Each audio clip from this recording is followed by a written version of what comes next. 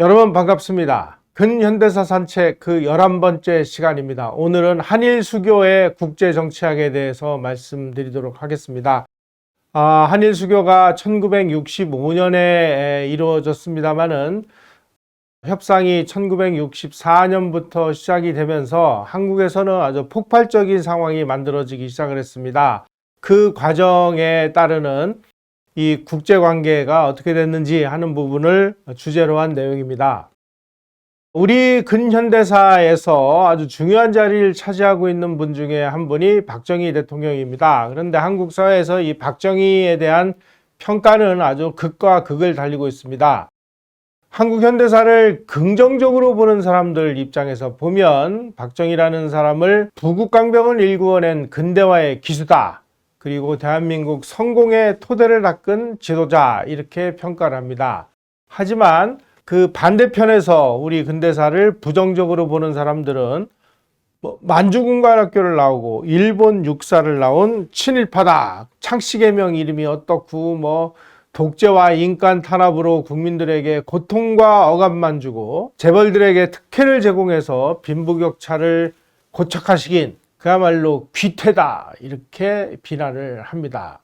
과연 우리는 어떤 생각을 가지고 있을까요? 미국 역사가들은 자국 대통령을 평가하는 기준을 다음과 같은 9가지 기준을 두고 평가를 한다고 합니다. 9가지 기준을 말씀을 드리면, 첫째는 대통령이 국가를 영도하던 시기가 순탄한 때였는가 아니면 어려운 때였는가. 두 번째로는 대통령이 그 사건을 지배를 했는지 아니면 사건에 지배를 당했는가.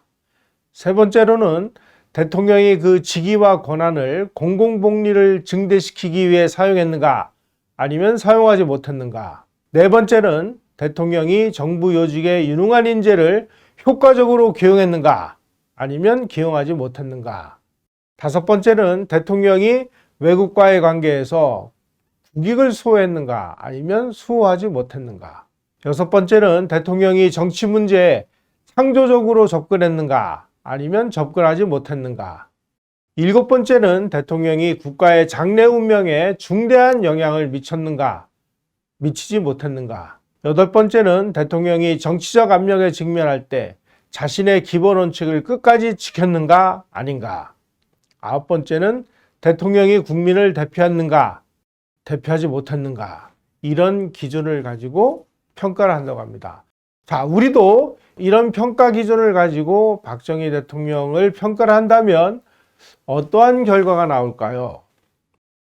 특히 박정희 대통령의 재임 기간 18년을 들여다보면 5.16 때 한 번만 쿠데타를 한 게 아니고 세 차례나 이 다단계 쿠데타를 시행한 사실이 발견됩니다. 1961년 5.16으로 권력을 잡고 1964년에 한일 수교를 성사시키기 위해서 6.3 비상계엄을 일으켜서 반대하는 국민들을 다 투디러 잡고 한일 수교를 이뤄냅니다. 그리고 1972년에는 10월 유신이라는 쿠데타를 일으켜서 헌법을 다시 만들고 이런 일들이 벌어지죠.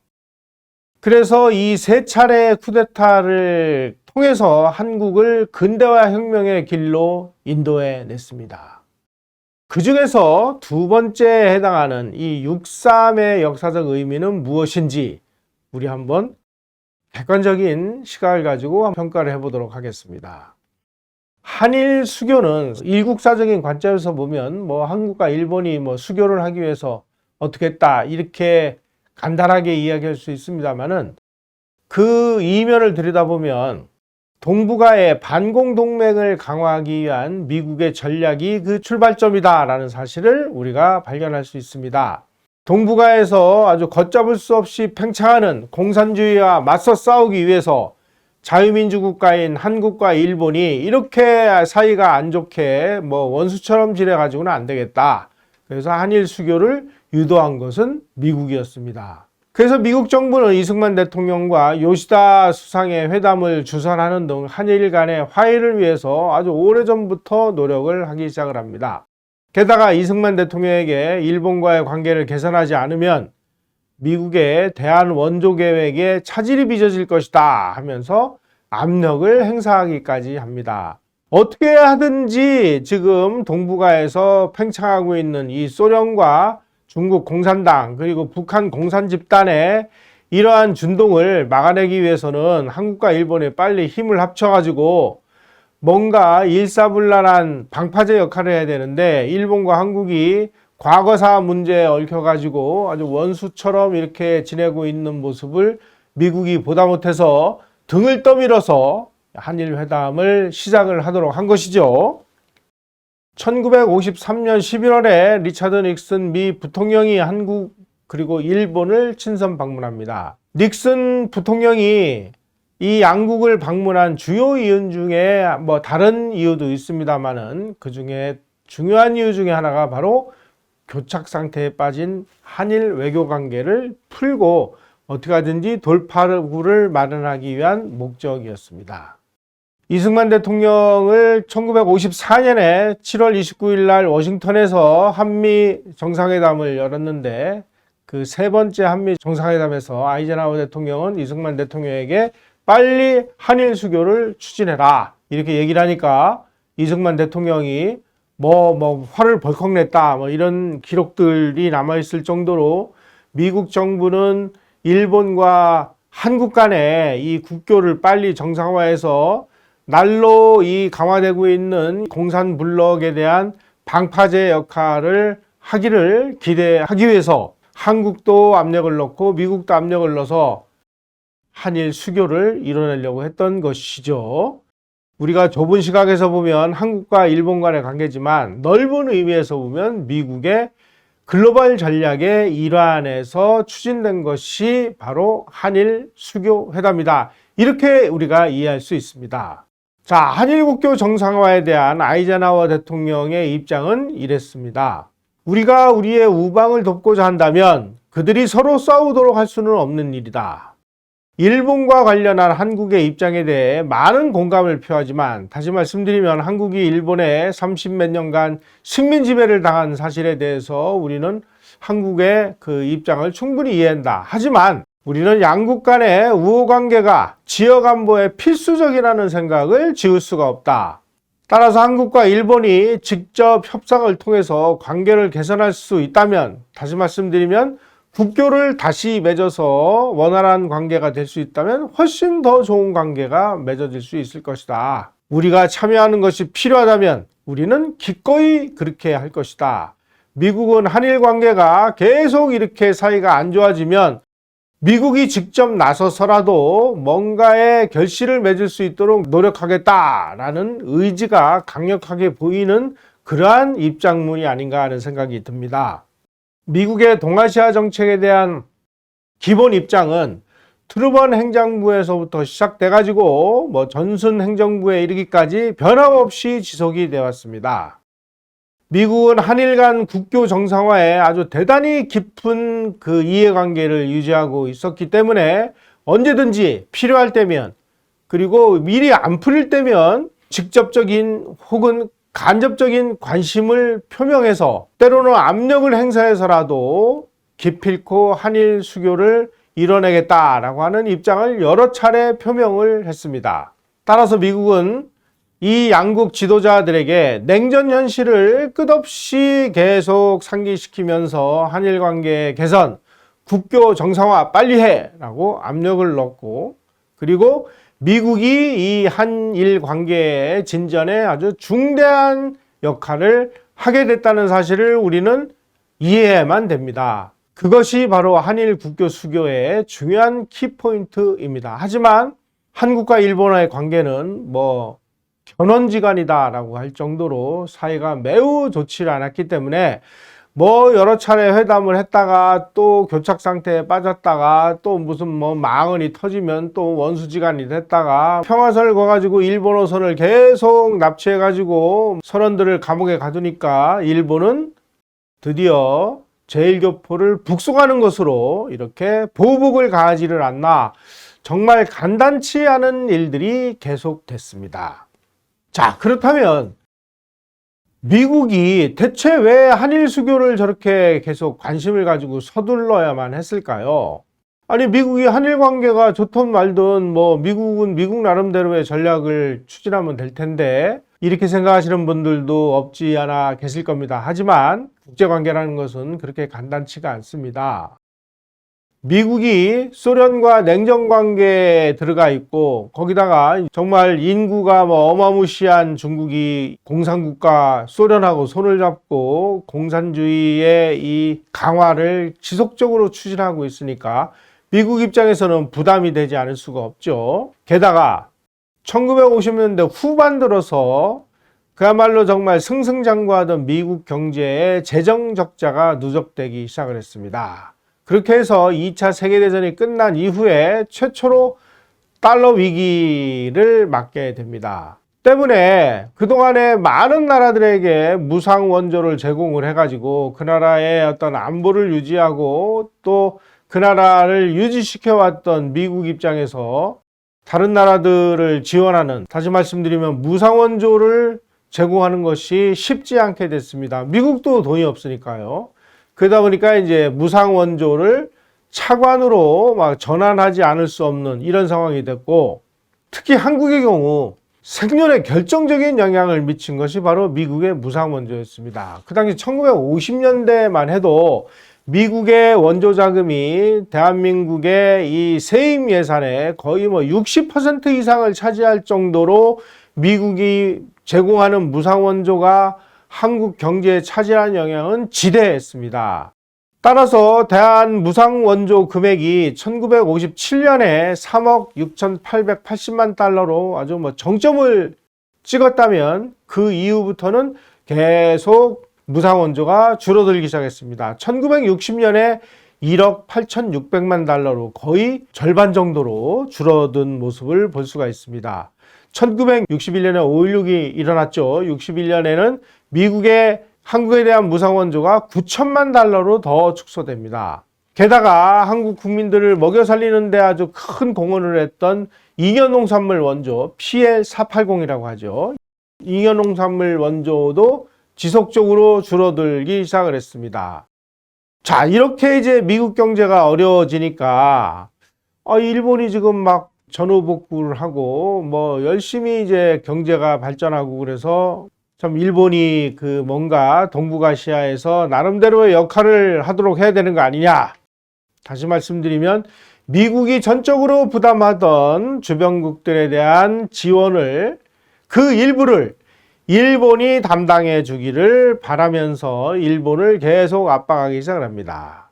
때문에 이러한 정책이 지속적으로 추진이 되려면은 한일 관계의 국교가 정상화되지 않으면 안 되는 것이죠. 따라서 미국은 여러 차례 직접적인 중재, 간접적인 중재, 그리고 온갖 압력을 행사했음에도 불구하고 한일 수교는 무려 14년간 1,500차례가 넘는 정말 길고 힘든 회담 끝에 간신히 성사되게 됐습니다. 한일 수교회담이 이처럼 십몇 년에 걸쳐서 1,500차례가 넘는 회담을 지루하게 할 수밖에 없었던 정말 근본적인 이유가 있습니다. 그것은 한국과 일본이 한국을 식민 지배한 그 원인에 대한 근본적인 생각이 크게 달랐기 때문입니다. 일본은 한국 입장에서 보면 불법으로 이 대한제국의 주권을 강탈해서 식민 지배를 했으니까 이건 원인 무효다라고 이렇게 주장을 합니다. 하지만 일본은 한반도에 대한 식민 지배와 관련해서 아주 한국이 가지고 있는 이런 논리 체계하고는 아주 정반대 생각을 가지고 있었습니다. 일본 외무성은 한일 회담이 개시되기 2년 전에 한반도를 지배했던 문제와 관련해서 다음과 같은 자기네들의 기본 원칙을 정했습니다. 그리고 이 기본 원칙에서 한 발도 벗어나지를 않으려고 노력했습니다. 어떤 내용이냐? 첫째, 일본이 한반도를 식민지 통치한 것은 착취가 아니라 이것은 반출이다. 이건 무슨 얘기냐? 일본은 식민지에 대해서 착취를 하지 않았다. 우리가 착취한 게 아니라 우리는 오히려 한반도에다가 정말 많은 돈을 갖다 쏟아 부어가지고 한국을 근대화시켰다라고 주장한 것입니다. 일본의 입장을 이랬습니다. 저개발 상태에 있는 대한제국을 어떤 근대화 개발하기 위해서 일본의 국고에서 거액의 보조를 매년 주었습니다. 제가 자료를 찾아보니까 그 당시 일본은 내지라고 이야기했죠. 일본 정부가 조선총독부에다가 매년 거액의 이 보조금을 제공을 했습니다. 1919년 3.1운동이 벌어졌던 한 해를 제외하고는 35년 내내 보조를 줬다. 이것이 사실 아니냐, 이제 이렇게 얘기를 하는 거죠. 또 거액의 보조금뿐만이 아니라 일본 내에서 공채와 사채를 누차에 걸쳐서 발행을 해가지고 그 공채 사채를 발행한 돈을 한국에다가 투자를 해가지고 거기다가 공장도 짓고 발전소도 짓고 철도도 놓고 신장로도 놔주고 철강 공장도 만들고 많은 일을 하지 않았느냐. 일본의 많은 회사가 생산시설을 현지에 건설했다. 우리는 해방이 됐을 때 미 군정이 그런 것들을 전부 뺏어가지고 한국 정부에다 인계했기 때문에 우리는 이런 것들을 하나도 가지고 오지도 못하고 한반도에 고스란히 남아있지 않느냐. 만약에 우리가 착취를 했다라고 주장을 하려면 우리가 만든 공장, 우리가 놔준 철도, 우리가 놔준 발전소 이런 걸 다 뜯어가지고 왔어야 되는데 뜯어오기는커녕 일본의 국가재산은 물론이고 일본의 민간인 재산까지를 전부 뺏어가지고 한국에다가 다 놓고 오지 않았느냐. 따라서 일본의 통치는 착취가 아니라 반출이었다. 이렇게 주장을 하고 나선 것입니다. 둘째, 제가 방금 전에 말씀드린 바대로 미 군정이 그 한반도에서 생활을 하던 그 당시에 패전돼가지고 일본이 항복할 무렵에 일본 사람들이 한반도에 통계를 보면은 76만 명에서 79만 명 정도가 거주하고 있었다라고 통계가 나와 있습니다. 이 민간인들이 열심히 공장도 운영하고 가게도 운영하고 또 땅을 가지고 농사도 짓고 이런 일을 해왔는데 패전 후에 한반도에서 추방되는 과정에서 일본 정부가 소유한 공유재산뿐만이 아니라 일본 민간인들이 피땀 흘려 벌어가지고 자기네들이 가지고 있던 모든 사유재산까지를 몽땅 미 군정이 뺏어가지고 한국 정부에다가 넘겨준 것은 이건 정말 가혹한 일이고 국제관례상 대단히 이례적인 일이다. 따라서 미 군정이 몰수해가지고 한국 정부에 넘긴 일본 민간인 재산은 우리가 돌려받을 권리가 있다. 이게 나중에 이 한일 회담에서 아주 심각한 문제로 제기가 되는 역청구권 문제입니다. 사실 미 군정이 패전한 나라에 정부 재산을 압류하는 것은 그거는 있을 수 있는 일이지만 국제법에 의하면은 민간인의 사유재산까지를 압류하는 것은 어떠한 규정에도 없습니다. 따라서 일본 정부는 미 군정이 일본 민간인 재산까지 다 압수를 해가지고 한국에다가 넘겨준 이 문제는 이게 국제법적으로도 문제가 있기 때문에 우리는 이것을 돌려받아야 된다라고 주장을 함으로 인해서 한일 회담이 아주 평지풍파가 일어나게 됐습니다. 미 군정은 미 군정법령 제33호로 일본 정부 소유 재산뿐만이 아니라 일본 민간인의 사유재산 그리고 민간 기업의 시설, 기계, 원료, 자재 이런 것들을 모두 압수를 해가지고 한국에 인계했습니다. 1946년에 미일 합동조사단이 도대체 해방 직후에 일본이 한국에 남겨놓고 간 일본 정부 재산은 따지지 말고 사유재산, 일본 민간인들의 재산이 도대체 얼마냐 하는 것을 조사한 결과 총 750억 내지는 800억 엔이다 라고 이렇게 조사가 됐습니다. 이걸 달러로 한 사람은 약 52억 달러로 추정이 됩니다. 그 당시에 이 52억 달러는 조선이 가지고 있는 총 국부의 85%에 해당하는 정말 어마무시한 그 규모였습니다. 그 중에 22억 달러는 38선 이남 지역인 대한민국에 위치하고 있었고 30억 달러는 북한에 위치하고 있었다. 이렇게 조사가 되어 있습니다. 바로 이 부분에 대한 권리를 일본이 행사하겠다고 나서니까 이게 한일회담이 제대로 되겠습니까? 한일회담에서 한국 정부는 일본이 36년간 식민 통치를 하면서 우리 한국에서 반출해간 금과 은 뭐 이런 게 다 있지 않느냐, 그거 내놔. 근데 나중에 조사를 해보니까 일본이 반출해가지고 간 금은 강제로 뺏어간 게 아니고요, 전부 돈 주고 사간 거예요.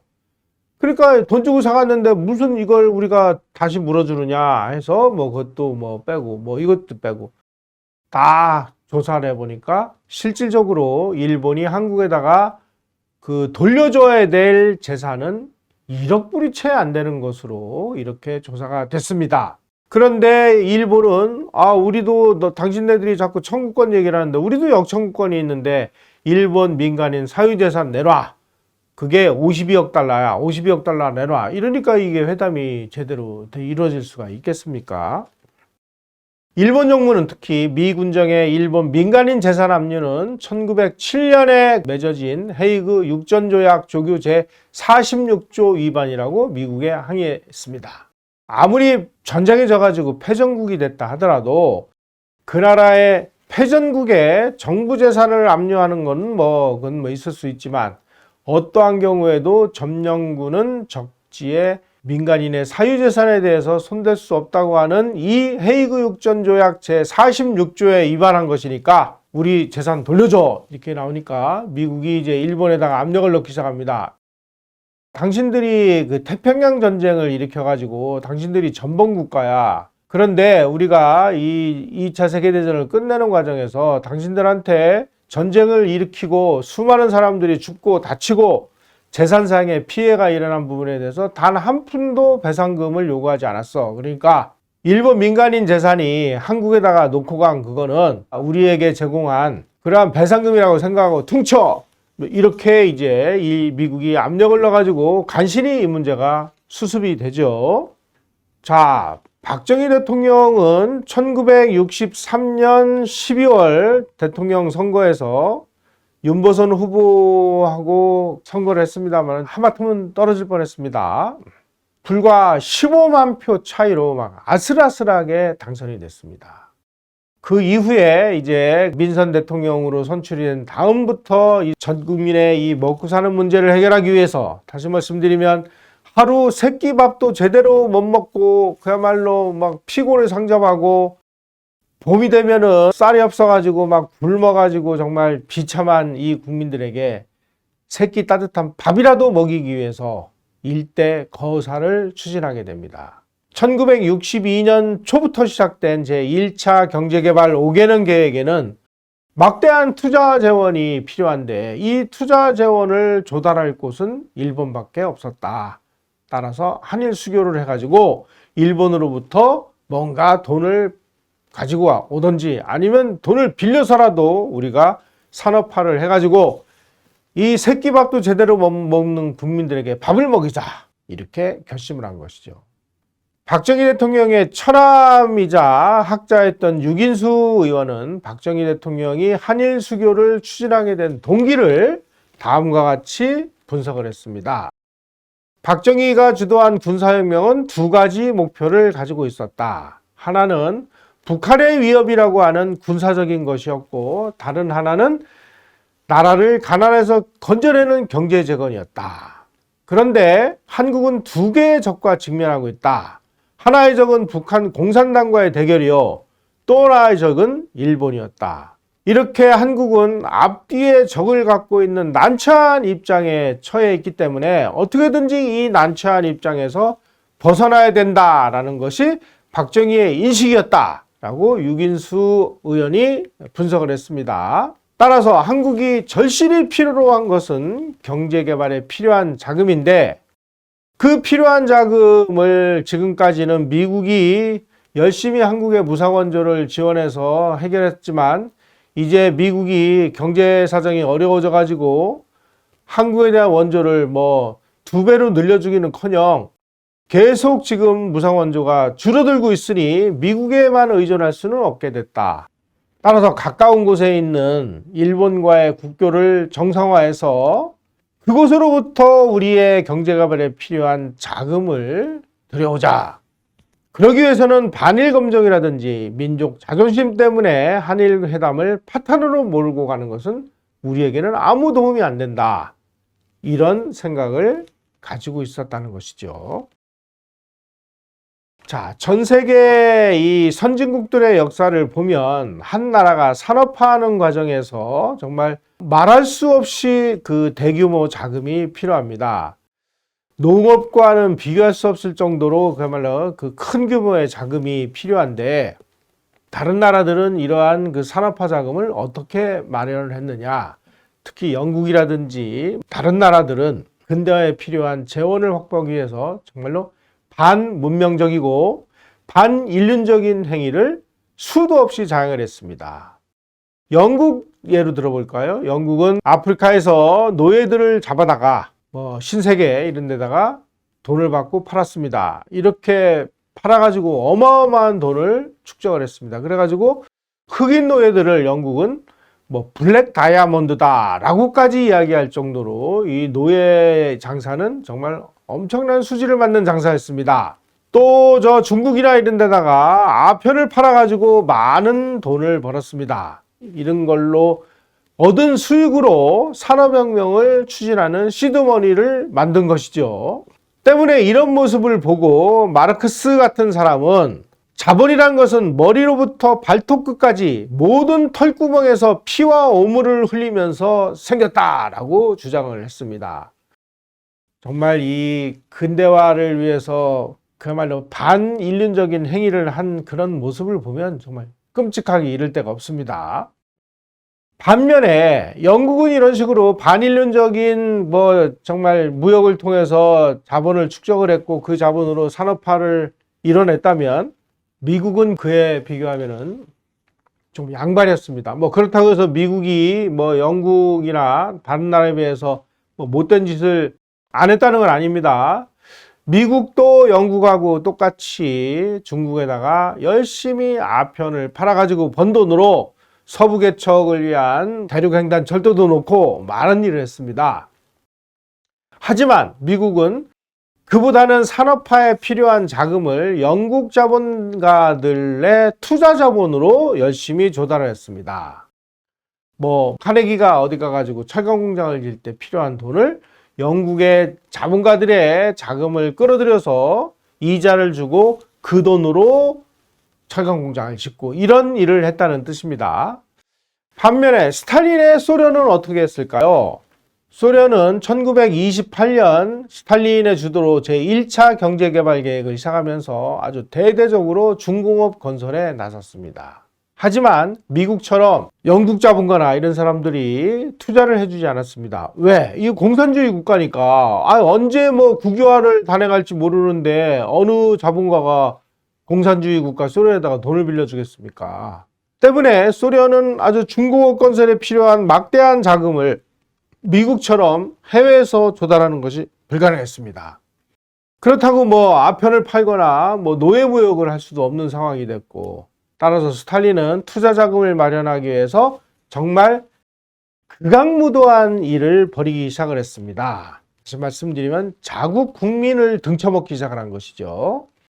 이걸 위해서 1921년부터 시행해왔던 신경제정책이라는 것을 폐기합니다.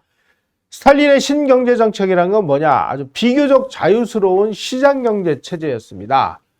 그 자유스러운 시장경제 체제를 폐기를 하고 그리고 농업을 집단화를 하고 모든 산업을 당이 관리하는 사회주의 계획경제 체제로 전환하기 시작을 했습니다. 이러한 사회주의 계획경제와 집단농장화라는 미명하에 강제로 국민재산을 강탈한 거죠. 이거 이제 강도죠, 강도. 그렇게 국민으로부터 강탈한 자금을 중공업 부분에 투자를 해서 중공업을 일으킨 것입니다.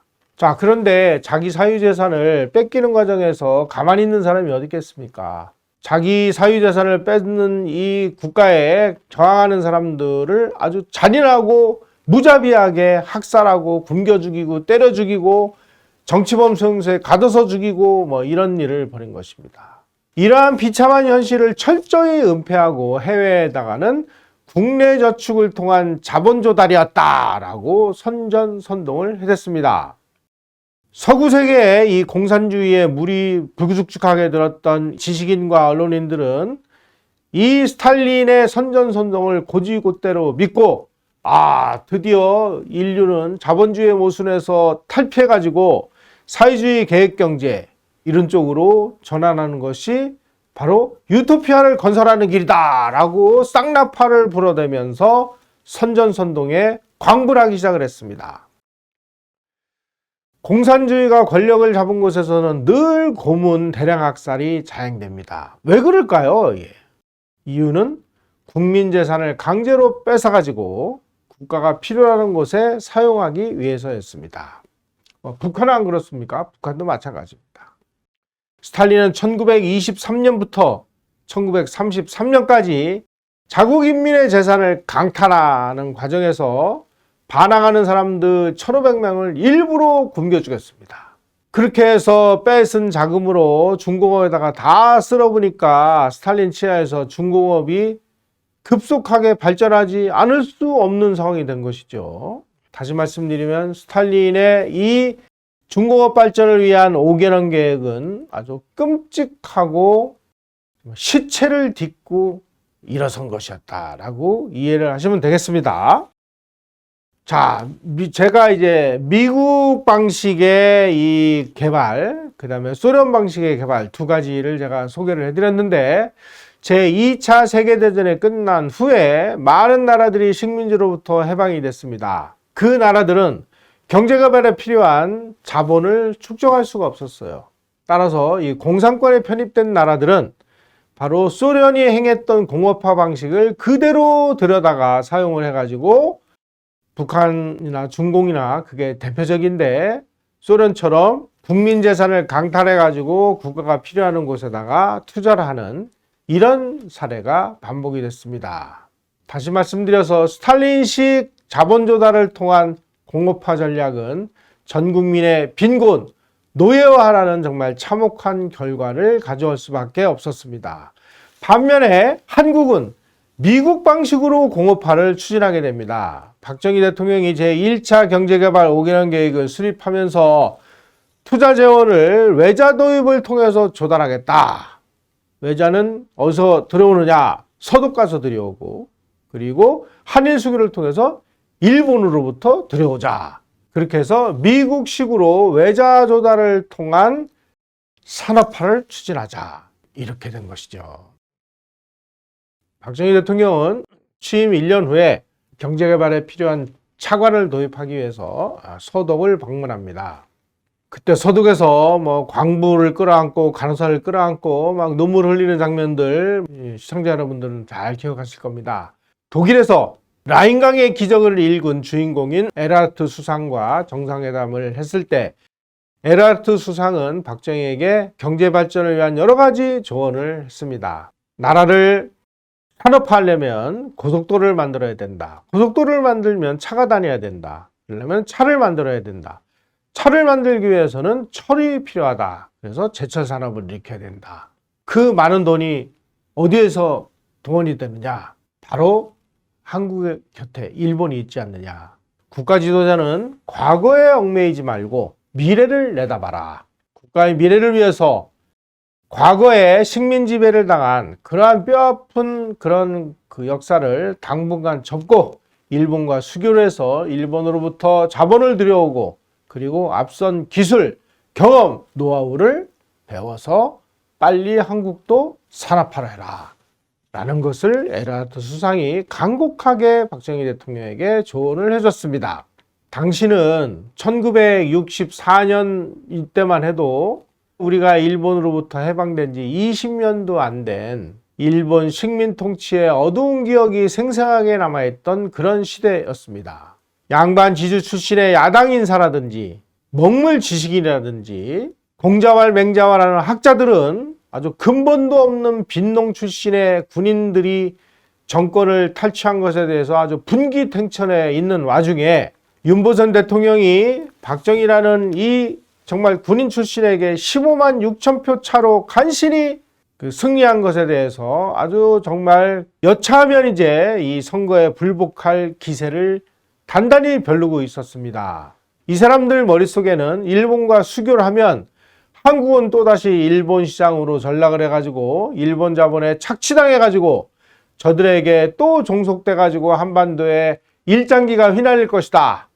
우리는 죽어도 국권은 못 번다 하면서 일본과의 수교를 적극 반대하고 나선 것입니다. 자, 그렇다면 일본은 왜 한일 수교에 나섰을까? 일본 그 총리를 지낸 기시노부스케라는 분이 이런 입장을 내놓은 적이 있습니다. 메이지 유신 이후에 우리 선배들이 조선 문제에 저토록 고생한 것은 결코 일본의 제국주의적인 생각에서 나온 것이 아니다. 만약에 한반도에 반일적이거나 혹은 일본에 위협을 주는 세력이 생기면 일본이 불안천만해지기 때문에 일청전쟁, 청일전쟁이죠. 일로전쟁, 러일전쟁, 또 한국 사변이 있었고 그렇게 된 것이라고 생각한다.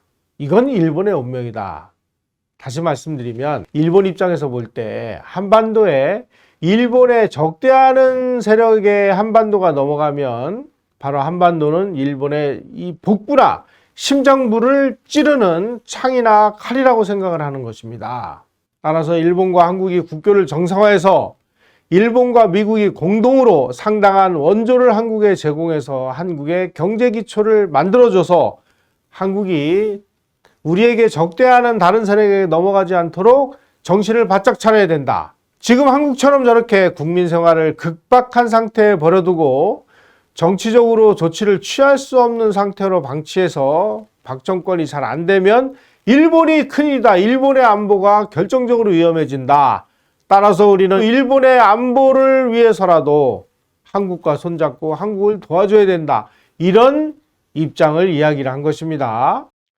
특히 일본의 정치 지도자들은 지금 경제 개발을 위해서 일본의 자금을 간절히 원하는 박정희 정부가 등장을 했으니 박정희 정부하고 수교회담을 하는 것이 일본에게 대단히 유리하다. 만약에 한국의 민주정부가 계속 집권했다면 국민 여론을 무시할 수 없을 것이다. 따라서 민주정부는 일본에 더 많은 요구를 하고 나설 것이 분명하다. 일본 입장에서는 박 정권이 지금 경제개발에 필요한 일정한 자금만 대주면 박정희는 손쉽게 수교할 가능성이 있으니 박 정권이 우리들에게 부담이 적은 상대이기 때문에 이 기회에 빨리 한일회담을 추진하자.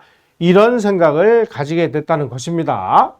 자, 일본도 또 한일회담이 절실히 필요했던 또 하나의 이유가 있습니다. 일본은 전후복구 과정에서 6.25라는 정말 천호신조를 만나가지고 경제가 하락을 달리면서 정말 기사회생했습니다. 하지만 일본은 경제 개발을 위해 필요한 자본이라든지 농산물이라든지 이런 것들을 미국에서 조달을 해왔습니다. 때문에 막대한 대미 무역 적자를 기록했습니다.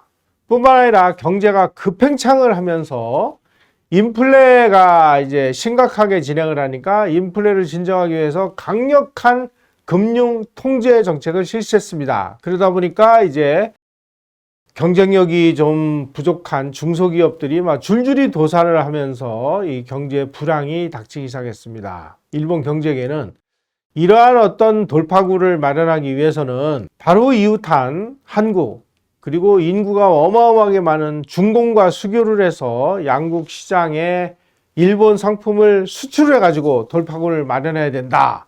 이렇게 주장을 하고 나섰습니다. 자, 미국 입장에서 볼 때 만약에 일본이 중공과 뭔가 관계를 개선해가지고 경제적으로 밀접한 관계가 되면 동북아시아에서 공산주의의 방파제 역할을 맡기려고 하는 일본에게 방파제 역할을 맡기려고 하는 미국의 이 글로벌 전략에 심각한 문제가 등장을 하는 셈입니다. 1961년 6월 20일 날 케네디 대통령하고 이케다 하야토 일본 총리가 정상회담을 했습니다. 이때 케네디 대통령이 이케다 수상에게 이렇게 물었습니다. 한국이 공산주의자들에게 점령되어 가지고 공산화가 되면 일본에게 부정적인 영향을 미칠 것이냐 이렇게 물으니까 이케다 수상이 일본 역사를 보면 한국의 안보가 사실상 일본의 국내 문제라는 사실이 입증된다. 한국이 공산국가에게 넘어가면 일본은 정말 심각한 위협에 처한다. 이렇게 이야기를 한 것입니다. 그러자 케네디 대통령이 그렇다면 지금 한국을 공산화 되도록 우리가 그냥 내팽개칠 수는 없다. 그러니까 빨리 한일 관계를 개선을 해서 양국 국교를 정상화하고 그래가지고 한국에다가 일본이 좀 도와줘가지고 경제를 발전시켜가지고 공산화되지 않도록 우리 모두 힘을 합치자. 이렇게 압력을 넣은 것입니다. 자, 오늘 말씀드린 대로 이 한일 수교는 단순히 한국과 일본 간의 관계라고 보면 이 문제가 풀리지 않습니다. 한국, 미국, 일본 이 세 나라 모두에게 아주 절실한 그런 과제였습니다. 미국 입장에서 보면은 동북아시아의 군사적이고 정치적인 안정에 절대적으로 필요한 것이 한일 수교였고, 일본 입장에서 보면 일본 기업들의 한국 진출 그리고 대미 무역 적자를 보전하기 위해서 열심히 한국에다가 뭔가 물건을 팔아야 될 이런 상황이었습니다. 한국은 경제개발 자금을 일본으로부터 도입하고 그렇게 해서 우리가 경제를 안정시키고 안보를 위해서 투자를 함으로써 공산주의의 방파제 역할을 해야 되니까 한국도 한일 수교가 절실하게 필요한 상황이었습니다. 이러한 사실은 다 도외시하고 한국의 정치인이나 지식인이나 언론인 이런 사람들은 국수적인 반일 감정에 젖어가지고 아주 수교를 결사 반대하고 나선 것이죠. 그것이 바로 1964년 6.3 사태라고 하는 박정희 대통령이 정말 극약 처방을 내리는 이런 원인이기도 합니다. 박정희 정권의 등장은 동북아 지역 통합 전략에서 얽힌 실타래를 풀어줄 결정적인 기회가 됐습니다. 그래서 1961년 11월 11일부터 25일까지 박정희 국가재건 최고회 의장이 케네디 대통령의 초청으로 미국을 방문을 하는 과정에 먼저 일본에 기착을 해가지고 일본의 관계자들에게 한일 양국은 현안 문제를 해결하고 국교를 빨리 정상화해서 긴밀한 제휴를 해나가야 된다.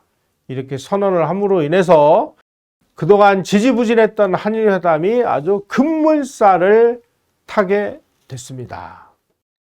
또 이 6.3 사태 과정에서 이 한일 수교를 아주 극렬하게 반대했던 사람들 이야기는 다음 시간에 또 자세하게 말씀을 드리도록 하겠습니다. 오늘 제가 드린 말씀의 핵심 키워드는 한일 수교는 우리의 경제개발 자금을 일본으로부터 들여오는 단순한 문제가 아니었다. 그것은 한국에게도 필요한 문제였고 일본 입장에서도 한일 수교가 절실하게 필요했고 미국 입장에 미국의 동북아 전략에서도 그야말로 절실하게 필요한 그러한 사안이었기 때문에 이 시기에 한일 수교가 이루어졌다라는 사실을 기억해 주시기를 바라면서 오늘 강의 이것으로 마치도록 하겠습니다. 고맙습니다.